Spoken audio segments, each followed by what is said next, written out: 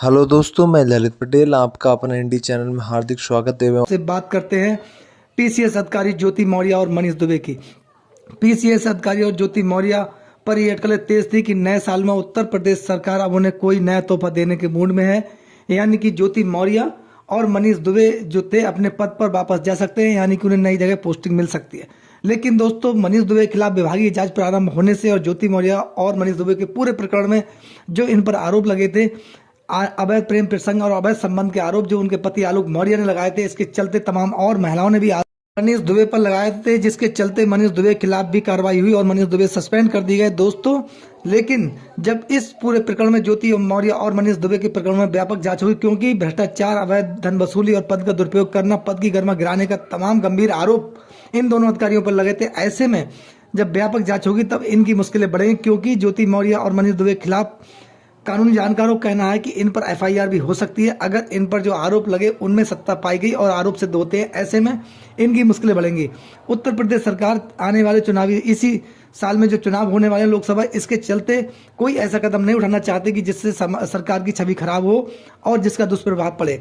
वहीं इसीलिए उत्तर प्रदेश सरकार ज्योति मौर्य और मनीष दुबे को नई पोस्टिंग शायद ऐसा प्रतीत हो रहा है कि देने के मूड में नहीं होगी और इससे बचने का भी प्रयास कर रही, क्योंकि जब तक इन्हें दोनों अधिकारियों के क्लीन चिट नहीं मिल जाती, इनके खिलाफ जो आरोप है वो आरोपों से दोनों ही अधिकारी बरी नहीं हो जाते, तब तक इन्हें नई जगह पोस्टिंग दिया जाना शायद हम ये मान सकते हैं कि मुश्किल होगा, क्योंकि ज्योति मौर्य और मनीष दुबे दोनों पर ही गंभीर आरोप थे। वहीं एक अधिकारी और सुर्खियों में आए जो आशीष गुप्ता नायब तहसीलदार है, वो मोहम्मद यूसुफ बन गए। उन्होंने इस्लाम धर्म ग्रहण किया, उसके बाद वह दूसरी शादी कर ली और निकाह करने के बाद उनकी पत्नी को इस पूरे प्रकरण की जानकारी हुई। फिर वो अधिकारियों समक्ष गई और उन्होंने इस पूरे प्रकरण में एफआईआर दर्ज कराई। मीडिया के सामने भी उन्होंने अपनी बात रखी।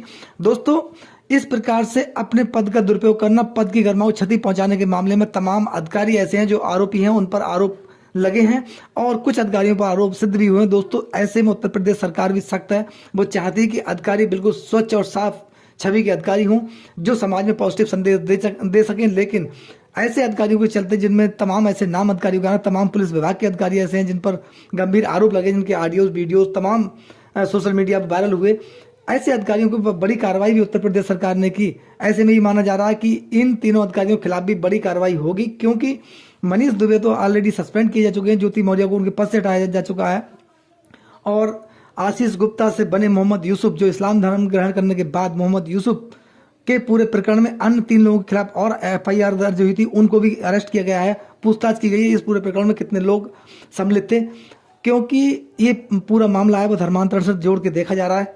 ऐसे में ज्योति मौर्य, मनीष दुबे या फिर आशीष गुप्ता हो या कोई और अधिकारी हो जो अपने पद का दुरुपयोग करते हुए नजर आए या उनके खिलाफ तमाम ऐसे आरोप हों जिन आरोपों के चलते सरकार पर भी उंगली उठती हुई नजर आए, ऐसे में सरकार कोई जोखिम लेना नहीं चाहेगी। यानी कि ज्योति मौर्य हो, मनीष दुबे हो या फिर आशीष गुप्ता से बने मोहम्मद यूसुफ हो, ऐसे अधिकारियों को नई जगह पोस्टिंग दिया जाना अभी न्यायोचित नहीं हो सकता है, क्योंकि जब तक पूरे प्रकरण की व्यापक जांच होने के बाद इन्हें क्लीन चिट नहीं मिल जाती, तब तक इन अधिकारियों को नई जगह पोस्टिंग करना सरकार भी अपने आप में ये प्रश्न नहीं लगाना चाहती है कि वह अधिकारी जो पद का दुरुपयोग करने वालों हैं या पद की गरिमा गिराने वाले अधिकारी हों, उन्हें नई जगह पोस्टिंग दे दी गई। वहाँ की जनता पर क्या संदेश जाएगा, यानी कि समाज में नेगेटिव संदेश जाएगा, ये भी सरकार के लिए विचारणीय विषय रहेगा। ऐसे में ज्योति मौर्य हो, मनीष दुबे हो, नए साल के तोहफे से वंचित रहना इनके लिए जरूरी रहेगा।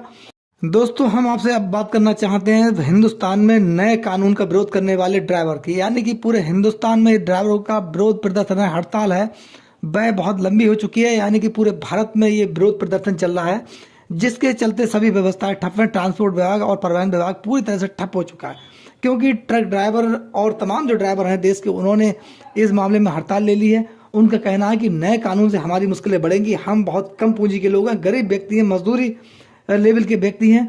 ऐसे में हम पर इतना बड़ा जुर्माना, 7 लाख का जुर्माना दिया जाना और 10 साल की सजा, अगर भूलवश किसी ड्राइवर से कोई मिस्टेक हो जाती है, ऐसे में उसे जब 10 साल के लिए जेल में डाल दिया जाएगा। यानी कि आरोप सिद्ध होने के बाद हम आपको इसमें क्लियर कर देना ये चाहते हैं कि पहले ये था कि 2 साल की सजा का प्रावधान था और जुर्माना, और ड्राइवर की जमानत तुरंत हो जाती थी, लेकिन अब ऐसा नहीं है। अब पुलिस अरेस्ट करने के बाद ड्राइवर को जेल भेजेगी, जेल से उसके बाद ही उसकी जमानत हो पाएगी। उसके बाद अगर ट्रायल हुआ और ड्राइवर पर आरोप सिद्ध होते तो मैक्सिमम 10 साल की सजा भी हो सकती है। दोस्तों, ऐसे में ड्राइवर घबराहट में है, तमाम वाहन चलाने वाले लोग, वो आप और हम भी हो सकते हैं, वह इस चीज़ को महसूस कर रहे हैं कि अगर कोई भी व्यक्ति ये नहीं चाहता है कि मेरे वाहन से कोई छोटी सी भी दुर्घटना हो, लेकिन भूल बस हो जाती तब उसकी इतनी बड़ी सज़ा। जबकि पहले ड्राइवर की जमानत होती थी, उसके बाद वाहन रिलीज होता था, लेकिन अब वो इसमें ड्राइवर को पकड़ना, उसके बाद पुलिस के द्वारा पकड़ने के बाद सीधे मजिस्ट्रेट के समक्ष पेश किया जाएगा, उसके बाद जेल भेजा जाएगा। ऐसे में ड्राइवरों में घबराहट होना स्वाभाविक है, क्योंकि ट्रक ड्राइवर हो या कोई अन्य ड्राइवर हो, वह देश के परिवहन और ट्रांसपोर्ट विभाग की नींव है। तमाम सब्जियों से लेकर दवाइयों तक का पूरा मामला है वो ड्राइवर पर डिपेंड करता है। ऐसे में इस कानून में लोगों का कहना है कि कहीं ना कहीं जानकारी का या जन विचारों का जो समर्थन है वो हासिल नहीं किया गया।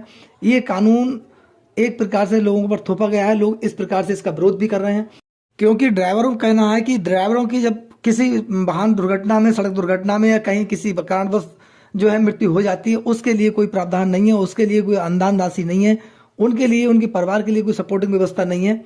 जबकि अगर ड्राइवर मौके से फरार हो जाता है, उसके बाद उस पर 10 साल का जो है सजा का प्रावधान है।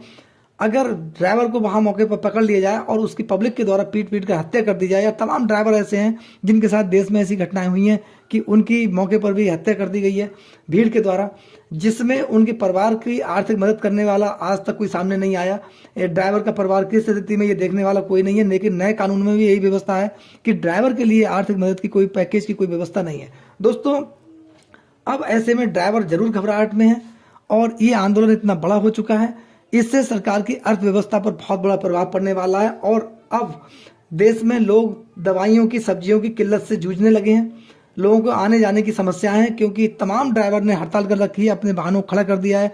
अगर ये हड़ताल लंबी चली और इसमें कोई समाधान नहीं निकाला गया तो देश की अर्थव्यवस्था पर बहुत बुरा प्रभाव पड़ने वाला है, क्योंकि ड्राइवर अब पीछे हटने को तैयार नहीं है। तमाम उनके जो संगठन है, ट्रांसपोर्ट के तमाम जो मालिक है, उनके भी बयान आ रहा है कि हम बहुत मुसीबत में परेशान हैं, क्योंकि देश के ड्राइवरों के हड़ताल पर जाने से एक प्रकार से साफ संदेश जरूर जा रहा है कि देश की अर्थव्यवस्था पर बुरा प्रभाव जरूर पड़ेगा। इसका खामियाजा देश की आम जनता को ही भुगतना पड़ेगा। देश की आम जनता चाहती है कि ये पूरे प्रकरण का बहुत जल्दी समाधान हो, यानी कि ट्रक ड्राइवर जो हैं, तमाम ड्राइवर हैं देश के, वो अपने कार्यों पर वापस जाएं, जिससे अर्थव्यवस्था भी पटरी पर लौट आए और तमाम जो ट्रांसपोर्ट और परिवहन विभाग है वो पटरी पर लौट आए। दोस्तों, इस पर आपकी क्या राय है? अपनी राय हमें कमेंट्स बॉक्स में जरूर दें। नमस्कार, जय हिंद, जय भारत, धन्यवाद।